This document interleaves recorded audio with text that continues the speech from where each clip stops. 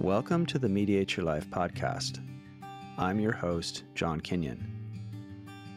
On the show, I guide guests through challenges and conflicts in their personal and work lives, and in their experience of the larger social political world. The Mediate Your Life approach helps people bridge differences and heal divides using principles and processes based in empathic communication, a mediation framework, and mindfulness. Each conversation is a forum for learning and healing, not only for the guests, but also for the podcast listeners. In this episode of the Mediate Your Life podcast, I'm joined by Cory Tyler, a colleague and fellow practitioner of nonviolent communication. We explore the transformative power of NVC in navigating difficult conversations, particularly in our politically polarized world. Cory shares his personal journey from show business to NVC practitioner, coach, and trainer, working with at-risk youth and men's groups, and having challenging conversations across large differences and divides. Using the Mediate Your Life framework, I accompany Cory as he tells the story of moving from reactive, argumentative debates with a family member who holds opposing political views to compassionate understanding. In even the most challenging political conversations, there is a way to bring more peace and connection to our world. I hope you enjoy the episode. All right, I am here with Cory Tyler. Cory, thank you so much for coming to be on my Mediate Your Life podcast. It's really great to have you. Absolutely. It's my joy. Thank you, John. Yeah. So Cory, you and I know each other, particularly through the Across the Aisle project that we worked on. That's something I've carried on for the last close to 4 years now, but you were part of that core team that we created that leading up to the last presidential election.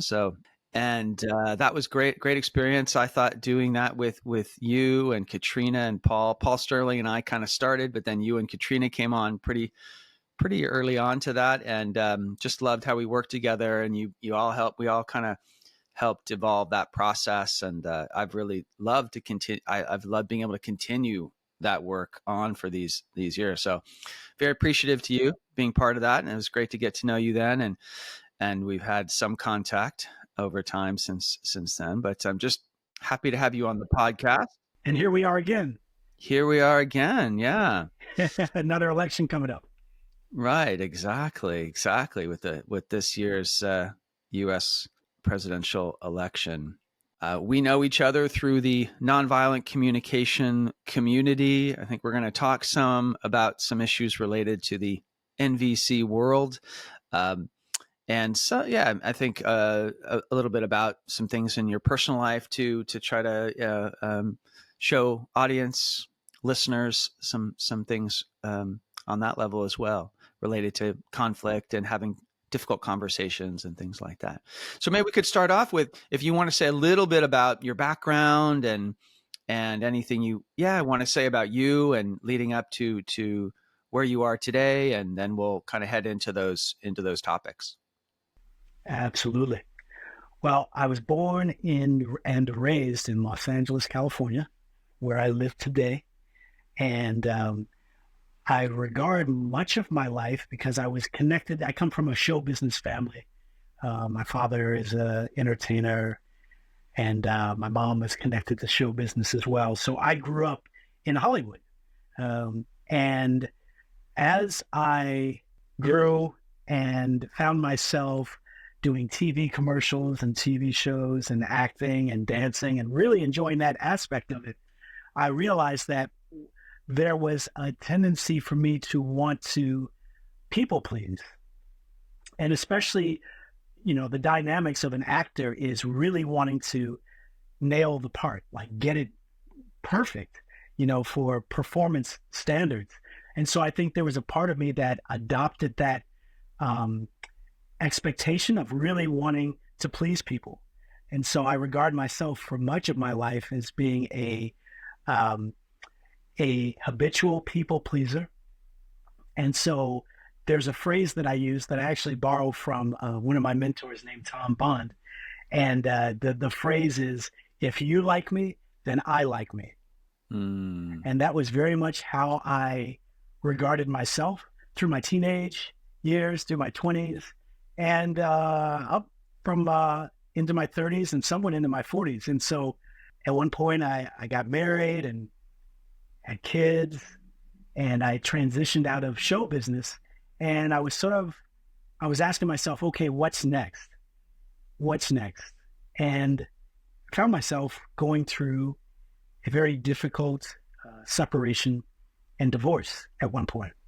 Mm. And at the time, I was working at a spiritual center, Agape International Spiritual Center here in Los Angeles. We had a bookstore when I was on staff there. And I remember being in the bookstore and coming across this book called Nonviolent Communication by A Language of Life by Marshall Rosenberg. And then a few other things happened, and we had somebody actually show up at the spiritual center and share about nonviolent communication. And I said, what is this about? And I saw the gentleman had puppets and everything. It wasn't Marshall Rosenberg, but it was one of his, one of the people that, a practitioner in this process. And so I was intrigued, and especially because I was going through a lot of pain in that moment with a lot of expectation. You know, you get married, you stay married, or you work through it. And so I was really, really going through it in terms of a lot of judgment, a lot of self-doubt, a lot of anger. This shouldn't be happening. And then I come across this process that really opened up a new vista for me, John. It allowed me to begin having a different conversation with myself. Before, it was just a lot of make people happy, keep everything status quo. If something's wrong, I'm somehow responsible. And it shifted to where I started to get in contact with these things going on inside me called my emotions. And so that was a turning point for me. And I always regard, and I say that nonviolent communication saved my divorce. Because although the marriage itself shifted and we went towards divorce and actually finalized the divorce, at the point in which the divorce was happening and I was starting to practice these tools of self-empathy, compassion, mourning, celebration, I was able to be kinder and gentler with myself, and therefore kinder and gentler with my boys and their mom. And so it was quite a shift for me. And I'm grateful that I came across nonviolent communication, because then it was something that I started to do professionally in terms of helping people. And I can remember when I was working at Agape and I was praying with someone and I was working with them, and we would work weekly with each other, and they called me up, and every once in a while I would just sprinkle in a little bit of nonviolent communication. And so we're talking one day, and I just finished praying, and he's like, you know what? You did something last week, and you said it was some NVC stuff. Tell me more about that. And I said, okay. We ended up working together for the next almost decade, really. And I became their nonviolent communication coach, and it was just a rich experience. And I got to know their family, and they actually lived in St. Louis, my client and his family, and they actually flew me out when my client's wife was making their transition.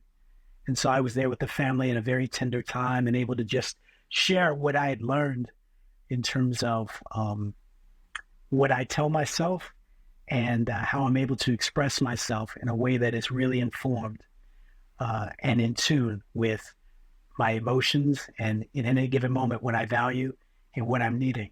So in many regards, John, it's very, I call it self-full, some would call it selfish, but this is really something that I get to lean into that benefits me first and foremost.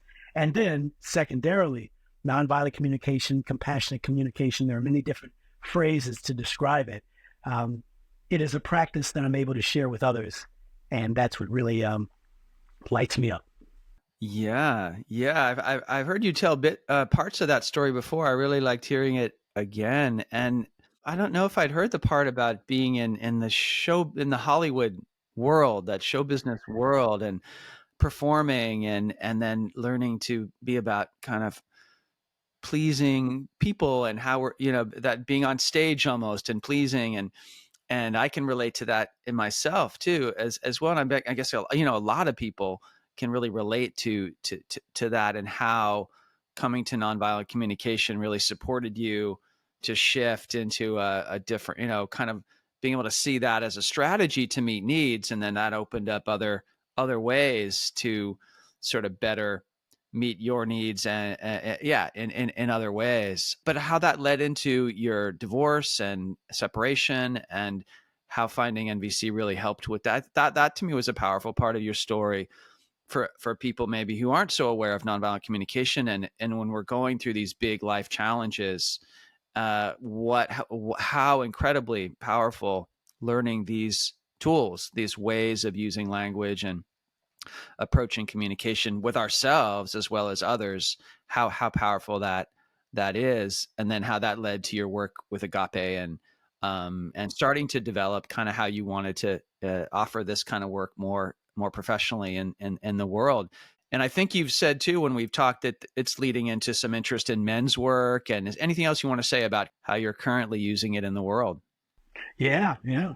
So I work with an arts organization called Spirit Awakening Foundation, and what we do is we go into juvenile halls and high schools, and we work with the youth in offering mentorship, creative arts, creative writing, and I've been asked to bring in nonviolent communication as a part of it. And what I realize is, specifically working with youth, and particularly young men, there's a conditioning that goes on, and specifically with young men.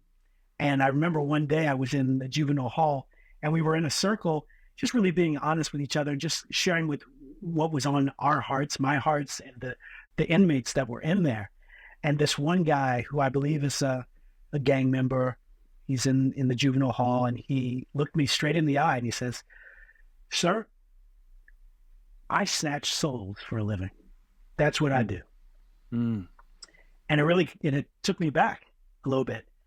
And without even kind of thinking about it, I said, "So I hear you. How do you feel about that?" And I think that then took him by surprise. Uh-huh. And he kind of looked at the ceiling for a moment. He's like, no one's ever asked me that. How do I feel about that? And so it was one of those, what I call pivotal moments, where something came up for me, and I was able to ask him a question that allowed him to reflect in a way that perhaps he hadn't before. It wasn't about, was it right? Was it wrong? It was about, what's alive in you about that? Yeah. And for me, that is a really, really powerful experience to have. So for me, my passion is working with men, because oftentimes there are phrases that one will hear, such as "boys don't cry," "man up," "don't be all in your feelings," don't get emotional. All those things that I think after a while stack up into an idea that men are less emotional or less able to access our feelings. Mm. And a few years ago, I was a part of a men's group, an NVC men's group, which is a delightful experience. And I realized how important it was to be around men and to talk about my feelings and our feelings. And there's something really wonderful, that happens with that. And so I'm really excited to explore that and to continue to work with men specifically, just because I feel like there is oftentimes a taboo with how a man can express himself, and where there are expectations about what is permissible and what is not, what is weak and what is strong. And so for me, there's strength in having emotional literacy. Mm. Wow, that's really moving to me to hear you talk about this. That both the story of working with youth and maybe more violent situations, but connecting on that human level, and then how that's led into kind of a passion, it sounds like, to work with men and the issues or with men face in our current culture, and connecting to emotions and Right. vulnerability and things like that. So that's really, I feel actually really just moved just that you're working in that space and how you're bringing this work there. It feels really, really powerful to me. So yeah. Thank you. And another thing that I'll say about it is I remember when I was counseling at Agape, and oftentimes a couple would request to meet with me. And oftentimes, more oftentimes than not, they would cancel. And I would come to figure out that the man if it were a man and woman dynamic, the man would cancel. He would be the stimulus behind the cancellation. And I realized that a lot of times there's this sense that men, and I'll speak for myself as a man, I can carry, which is counseling is like going to the principal's office. Like I did something Mm-hmm. wrong. I'm going to Mm-hmm. be punished for it, and I've got to kind of grin and bear it. But there's a lot of resistance oftentimes because the implication is that I'm broken and I have to be fixed. And not only do I have to be fixed, but it's my partner that's pulling me in, telling me that I'm inadequate sometime in some way and that I need to be repaired. And so for me, having a circle where it's men exclusively, it kind of removes that taboo in a sense. Mm-hmm. Mm-hmm. And it Yeah. creates for some a sense of vulnerability that may not necessarily be there if it's in a dynamic where the man is going in with his female partner and they're seeking counseling. Although that can work, for me, I found that this is a really sacred sweet spot where when we're there together as men expressing ourselves with vulnerability, um, something really beautiful springs forth, and it's different every time. But it's brought me to tears just having that connection with fellow men and come to understand that wow, I'm not the only one that feels this way about of a specific topic or something. So it's really really beautiful. Wow. Yeah, I actually really love hearing you talk about that. We had a little bit of a um, connectivity issue, and Cory is back in a different space, so different background. We've done a little bit of conversation earlier, and but we had some technical issues, and now we're back.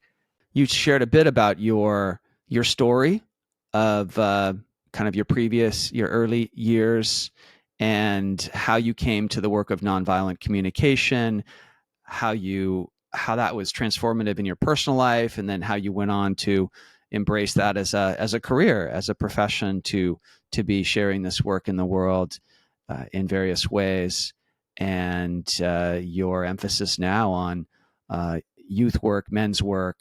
Yeah, so maybe just if you want to start again with a situation from your family, your extended family, or sort of relatives in your family, and a kind of politically related. And we talked about going back to that and doing a bit of work on that, even though, yeah, there's ways you've processed that, but I think could be valuable just to go through it for the learning of people listening. And then I think there's another issue you want to bring as well. So anyways, yeah, I'm looking forward to getting into all that. And there's this process that's about first empathy for ourselves, and then seeing if we can have empathy for others, and then what to do about that. Yeah, these different maps, I call them, different frameworks we can use to talk about various issues. And in this one, I was starting to introduce this compassion for other process. And I'm sure you have your way of doing that with the NVC work. But I thought if we could use that framework to just walk through sort of your process, how you've worked yourself through that, and maybe where things are now with that situation. But maybe starting with what was triggering for you, and how you were feeling about it, and what needs of yours you got connected to. If you want to start there. Sure, sure.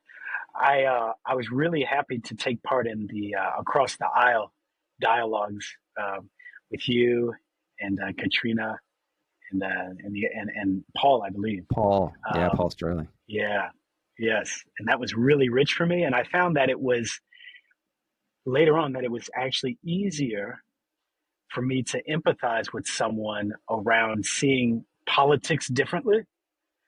with someone that I didn't necessarily know. And when it came to relating to folks in my own family who saw politics differently, I really would struggle with it oftentimes. And I find myself getting into these, what I call these talking point conversations. And it would be really startling for me, John, because I realize with this one a relative in general, they see things very different than I do. And at one point, we're just going back and forth. And at some point, my mind was sort of like hijacked because I found myself spouting these talking points that may represent my political view, but I didn't really research them. All I know is that I've heard these ideas. So, whereas my relative and I are sort of ping ponging back and forth these talking points.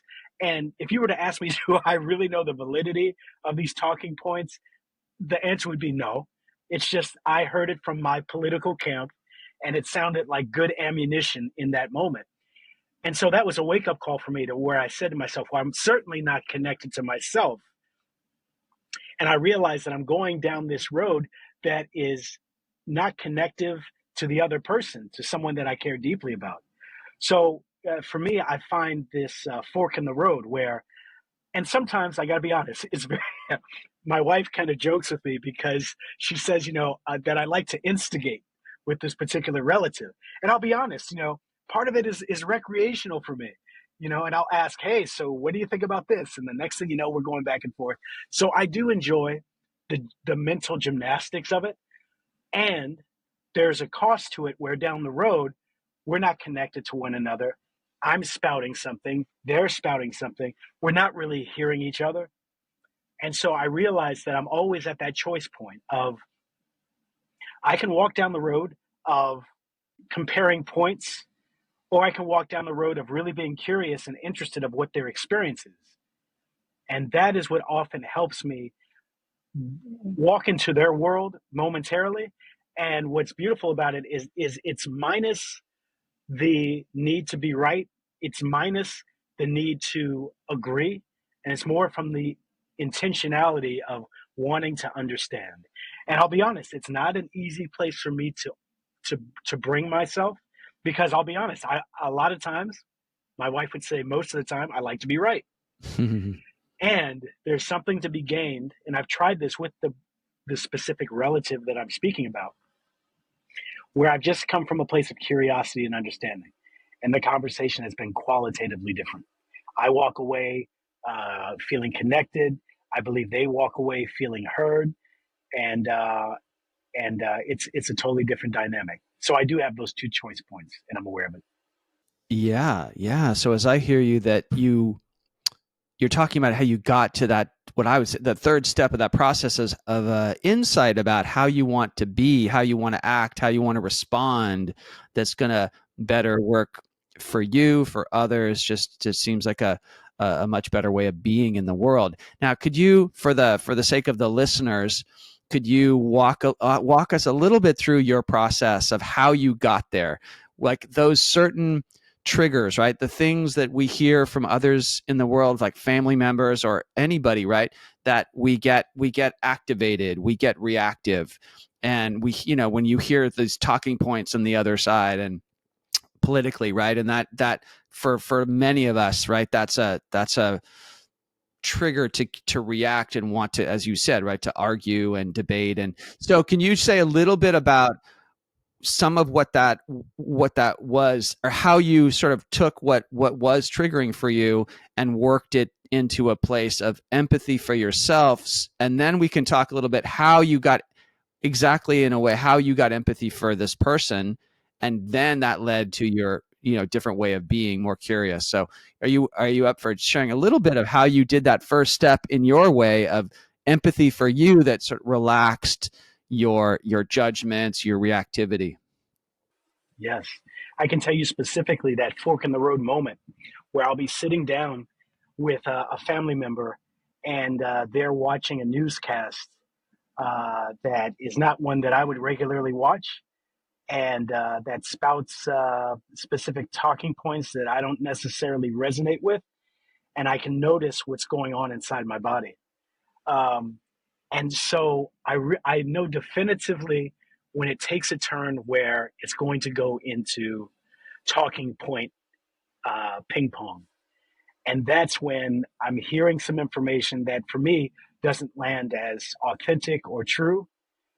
And I will then turn to my relative, and I know exactly when it is because I'm hearing this information that's just stoking the fire even more and more. And I'll turn to them and I'll say, "You do realize that dot dot dot," and then I'll put in my counterpoints.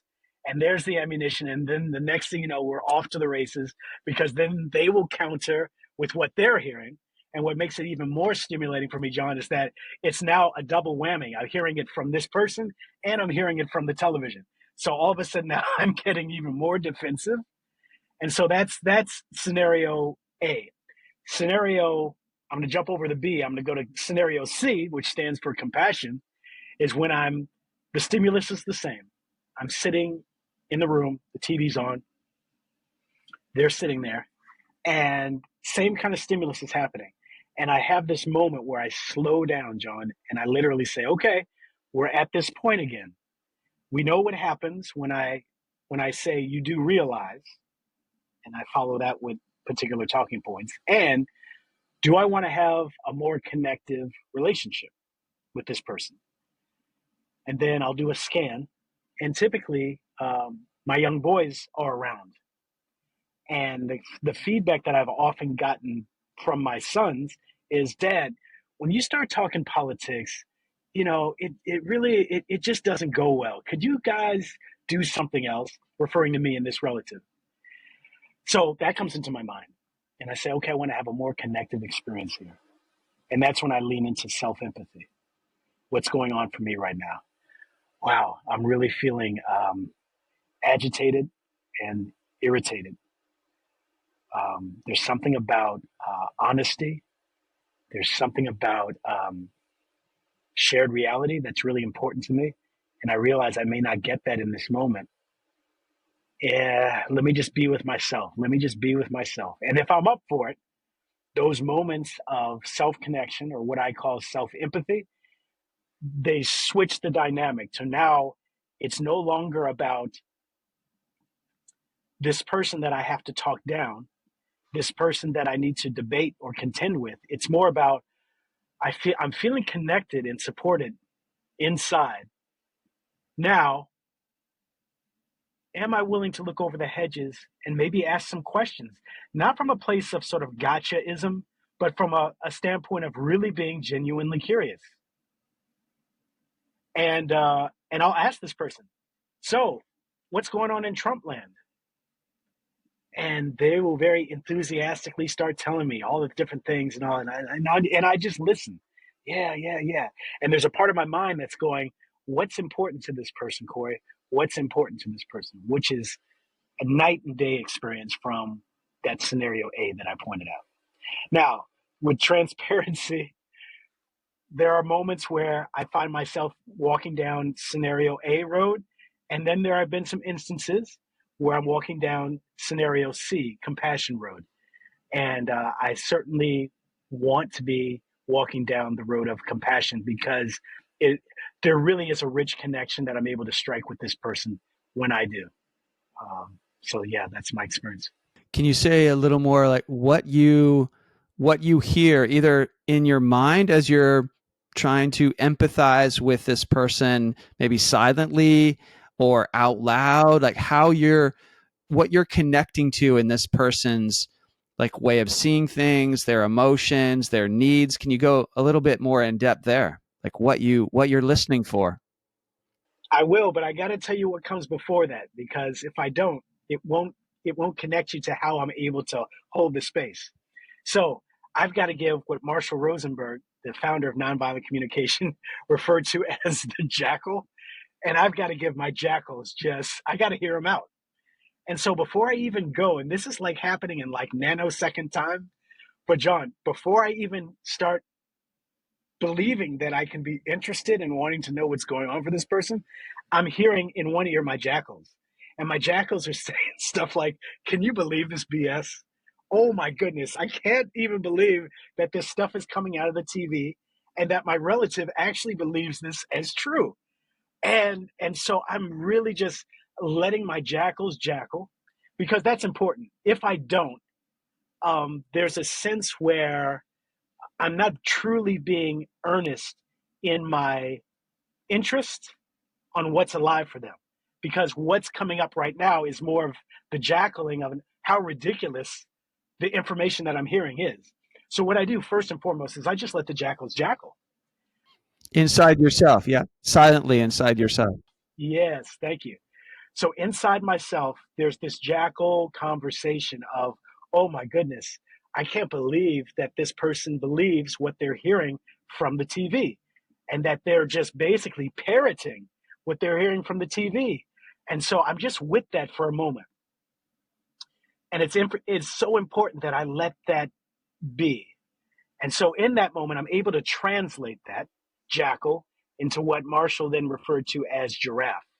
So I need the jackal and I need the judgments because they serve a purpose. And those judgments I then translate, and I do a quick translation for myself.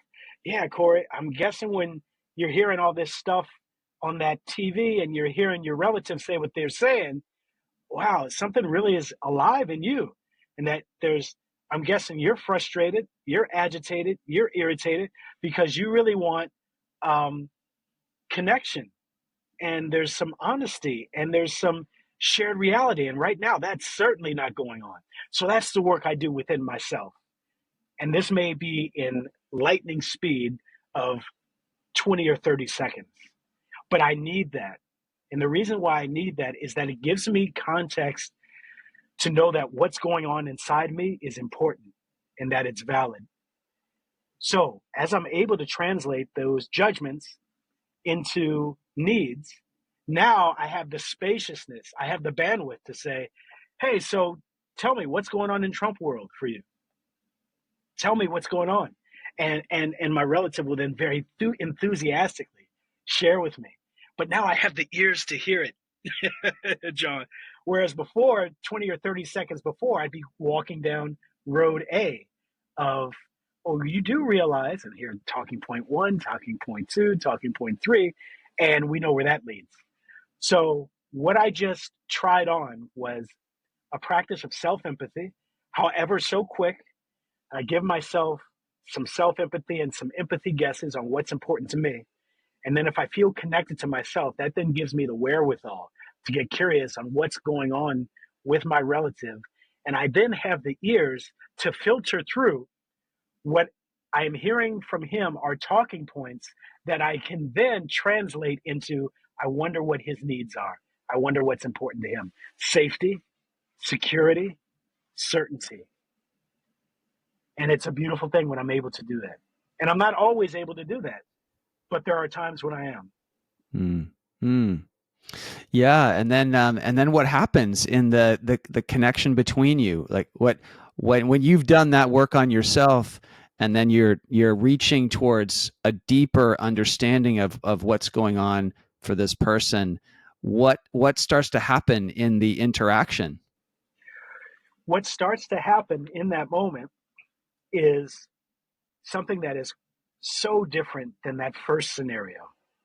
And in that first scenario, I realized that I'm not I, I'm listening so that I can just wait till he's done talking so that I can say what I want to say. That's scenario one. In scenario C, with compassion, I'm genuinely asking some questions to get some information to then make some guesses.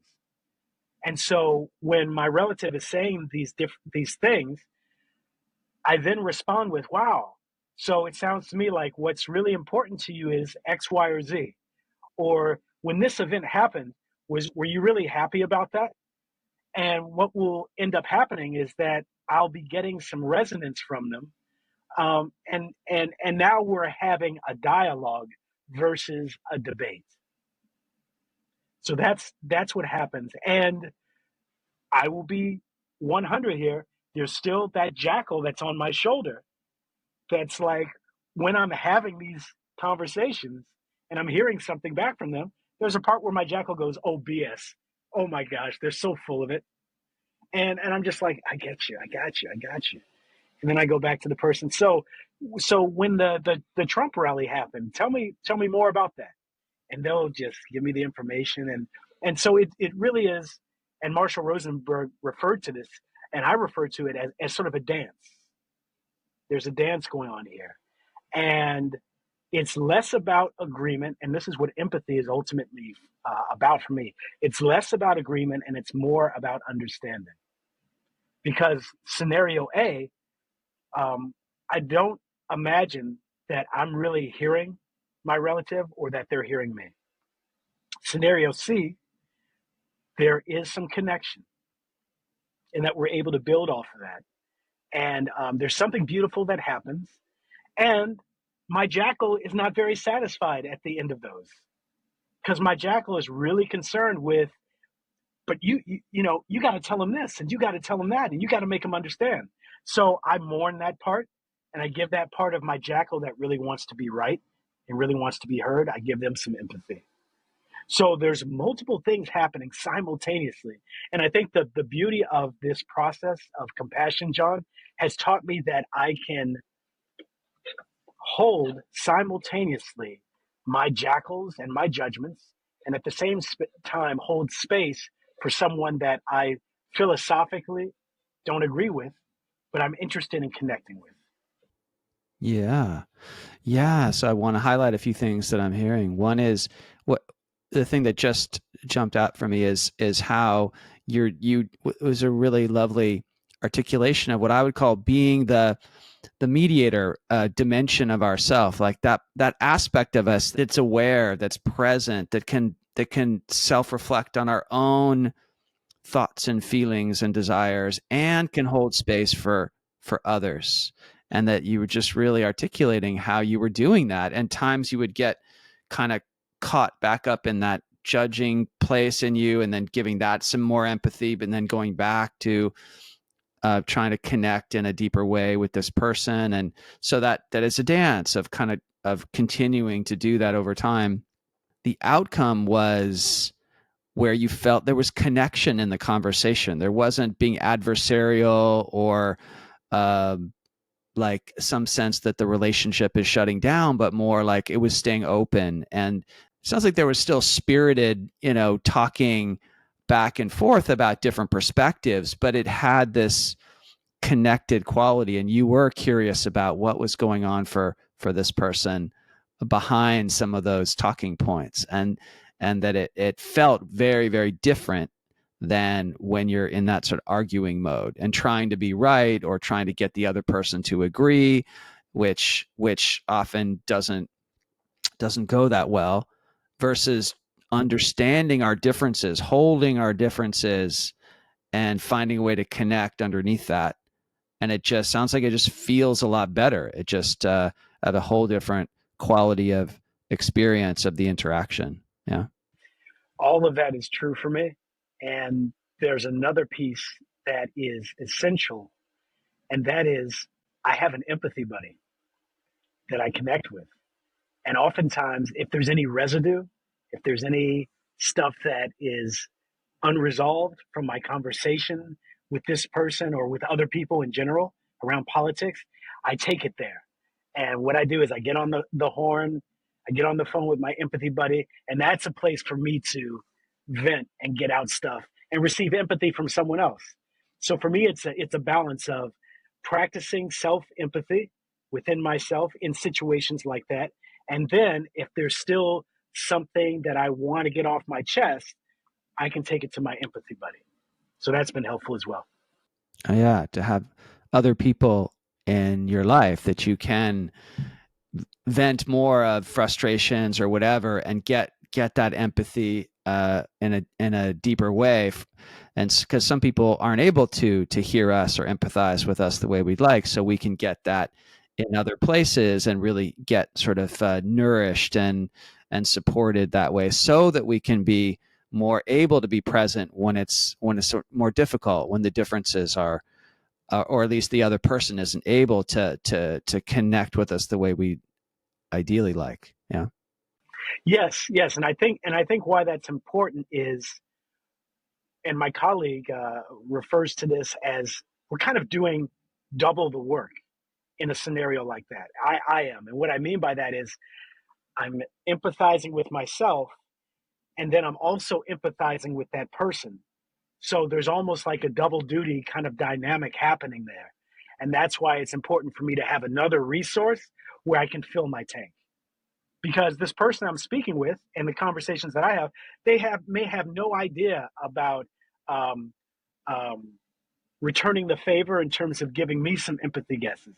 They may not have that skill set. So if I'm doing some heavy lifting here, it's good to know that afterwards I have another resource that I can lean into.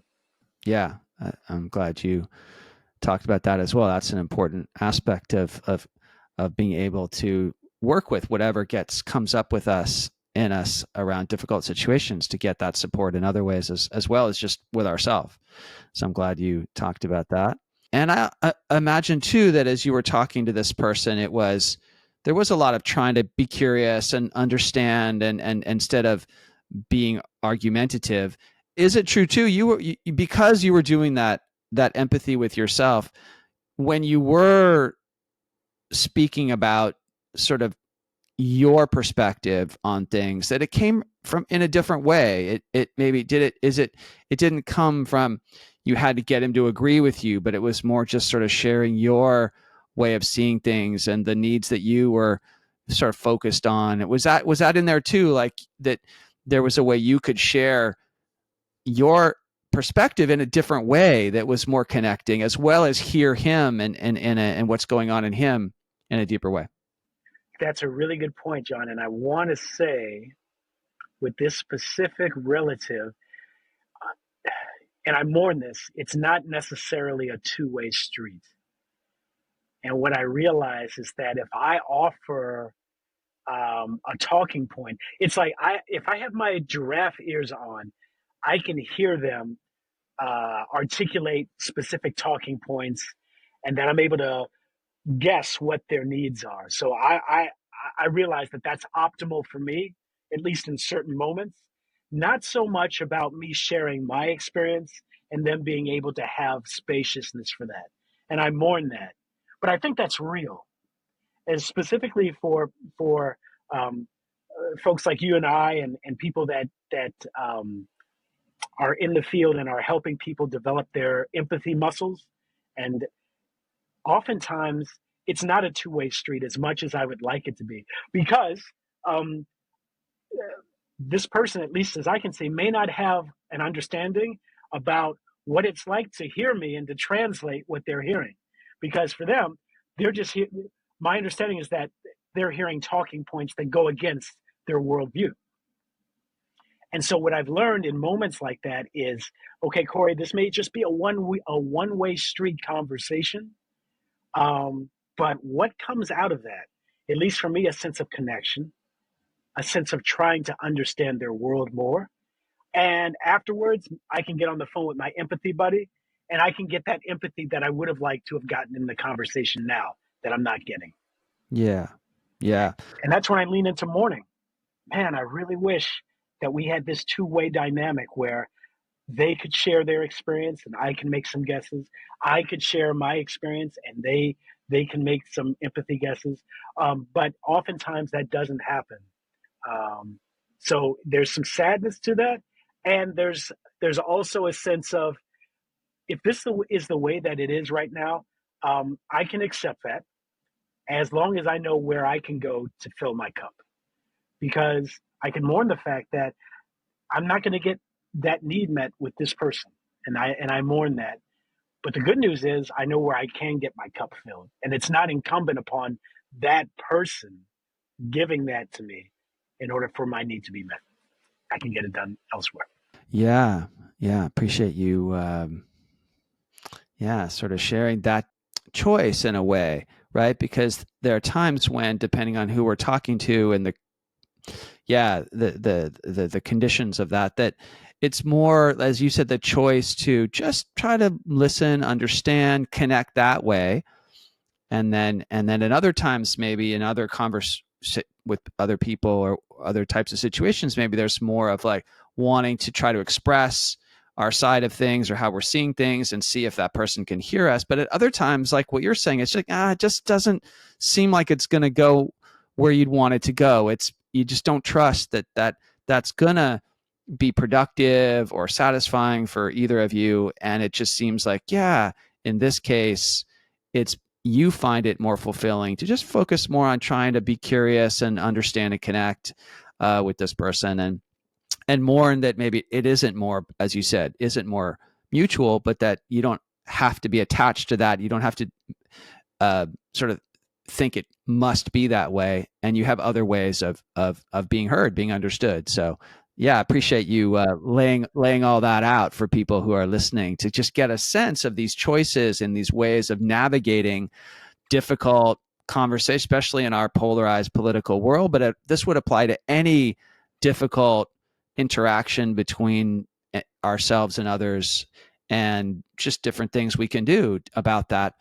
You also talked about what you were doing in the moment, which takes a lot of practice. Just for people listening, if that sounded to people listening like, wow, how in the world, like I could never do that, right? And it does take practice to do it quickly, to do that. You call that like noticing, being aware of our thoughts and judgments and our emotional reactions, to kind of catch that quickly and translate it into this sense of our own feelings and what matters to us, and then being able to do the same as a kind of translating what the other person is saying, right? To do that and to do it quickly in the moment of a conversation it's not necessarily easy, but with practice, right? With practice, and you've had lots of practice, you're able to do that more and more. And that's like a hopeful thing in terms of, like anything, the more we do it, the better we get at it, the more easily and quickly we can shift into it. So I wanted to make a few points like that as well. Yeah. So I just appreciate your willingness to be a bit vulnerable, sharing this situation in your own family and how you have worked through it and dealt with it. And so thank you for being willing to share that with us. I'm laughing to myself, John, because I realize that for everything that I just shared, I'm going to see this relative in a few days. And I realize that in 2 days, I could be sitting there, same scenario, and my neck vein is out and it's pulsing, and I'm back to the talking points. And so I'm just saying that to say that, this human experience is interesting. And there's a part of me that is, I realize, that wants to be right, and I have my talking points just ready to go.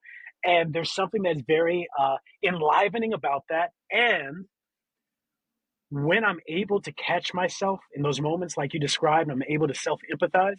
What really helps me is I track back to, Cory, how did you feel the last time you had one of these debates? And I'm like, oh my gosh, my energy was just lowered. I felt depleted. I didn't feel connected to this person. So I reflect back to that real quick, and I was like, okay, you want to do that again? That's what helps pivot me and move me towards walking down scenario C that I was talking about. It's when I just reflect back, oh, I remember how that felt. That wasn't great. So yes, for the initial adrenaline that I get, and this idea of self-righteousness in a sense, wow, I have my talking points in order. Look at me. But I don't really feel connected to this person, nor myself afterwards. I feel depleted.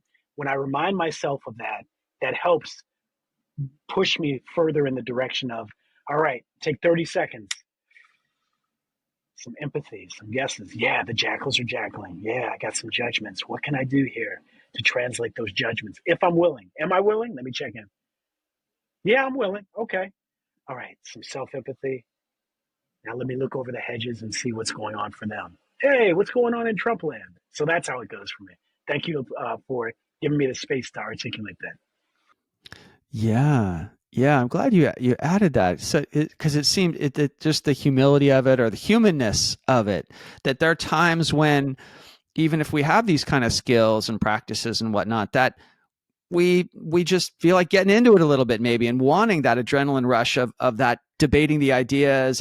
But also you have this ability, you talk about, of I would call that stepping back into the third side, that perspective in us of awareness and presence and kind of greater consciousness that can ask those kind of questions about, okay, what do I really want here? Based on the past and what I want to create for this moment and the future, what do I really care about? What is fulfilling, and what is it I really want? And that ability we can have to step back and ask those kind of questions and make those kind of different choices than just be reacting on autopilot. And in this case, just going into these kind of battles with people. Yeah, even though, right, there are times when we do that. Either we fall into it kind of habitually, and sometimes we don't maintain that presence that we'd like, and other times maybe we just like, no, I want to kind of get into it a little bit. And anyways, I just really appreciate that you sort of fleshed out that real humanness of all those aspects of being in these difficult conversations, or potentially difficult. So yeah, thanks for filling that out a little more even, Cory. Yeah. Absolutely.